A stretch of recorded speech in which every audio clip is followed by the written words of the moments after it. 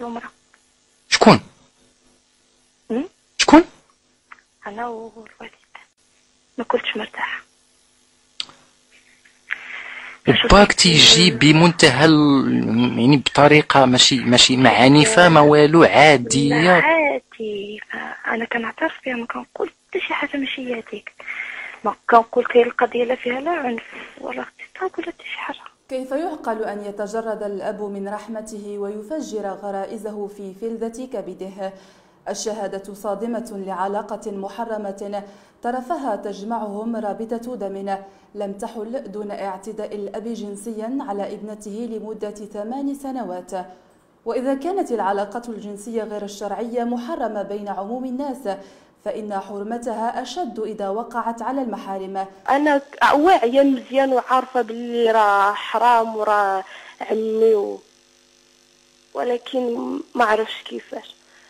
الاكثر من هذا ان علاقتنا صافي، هذيك المره صافي ومشات.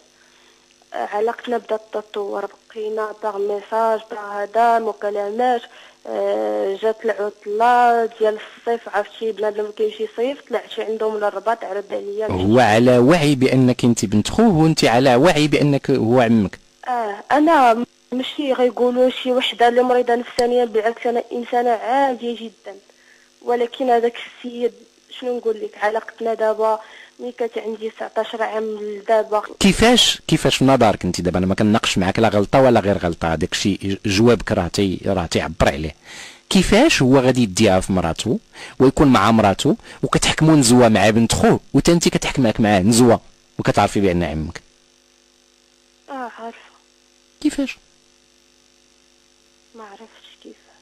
تسلل القيم الداخلة عبر وسائل الإعلام عجل بدوره في تفكك استثنائي لقاعدة المحارم التي تحكم المجتمع والسقوط في سلوكيات منبوذة. هذه الأفلام التي دخلت إلى كل بيت وصور العاريات في الشوارع، وكل هذا يؤدي إلى نتيجة واحدة، وهي استعارة الشهوات بطريقة كبيرة. ثم بدأ الناس يتساهلون، فبدأنا نرى أن الرجل يمشي أمام بناته بأبواه، ثم رأينا أن البنت أيضا تمشي أمام أبيها عياذا بالله بلباس خفيف متخفف، ثم رأيناهم يذهبون إلى الشاطئ هو والبنت ديالو والعائلة ديالو، ويظهرون في أوضاع مخلة للحياة بعيدة تمام البعد عن الدين.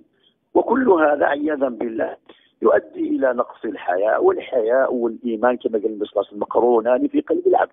رؤية الباحث في علم الاجتماع زكريا أكديد للموضوع تتلخص في كون الظاهرة مرتبطة أكثر بالافتقار لرقابة أبوية لطالما ظلت حاضرة داخل الأسر المغربية، وتعويضها بمفهوم رقابة الفرد على ذاته.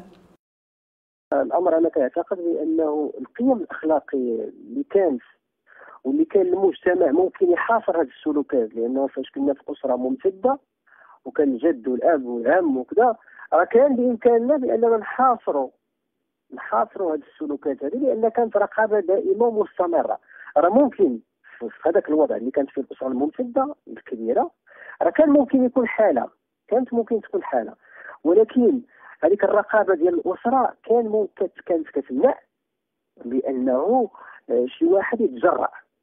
ولكن الان الوضع نحن في اسر نمويه، أسر نموية لا رقابة للفرد إلا على ذاته، بمعنى أنه راه حتى واحد ما كيقابله وكيبقى أمام ضميره. وإذا كان افتقد هذه المعايير اللي كتحكم المجتمع، المعايير الأخلاقية، وهذه قاعدة المحارم، لأن هي قاعدة مهمة جدا وهي اللي كتشكل من المجتمع بالكامل.